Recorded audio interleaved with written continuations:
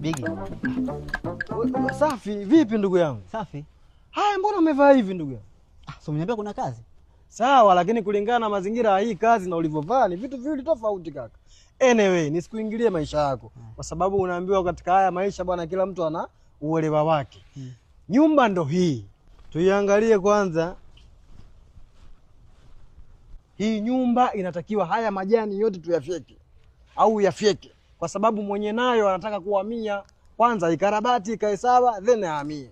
Kwa mazingira ulionayo wewe, kazi yako ni hii hapa ndugu yangu. Bigi umenitukana bwana. Matusi unanitukana. Unajua kabisa mimi nimesoma, mimi na degree. Unaniambia mimi nje kufika majani haya? Au unaona watu wote mtaani hapa kina Kevoa kina nani wa kufika majani, unajua kuniambia mimi msomi kabisa. Wewe. Wakati unaniomba kazi haukunishirikisha mambo ya degree. Nimekwambia kazi za ofisini, sio kazi hizi. Kazi gani mimi nafanya hizi? Hebu toka kwanza. Bigi umezingua bwana. Wewe una akili kweli? Kuzalisha elimu yangu mimi, sitaki kuzalisha elimu yangu. Unajua mimi nina degree ujue. Haya, hiyo elimu kakupa hela. Wewe una degree. Yaani unakataa kazi hapa za kupata hela moja kwa moja, unataka degree. Kaa nawe baba. Ikupe hela hiyo degree. Kumbe uchizi.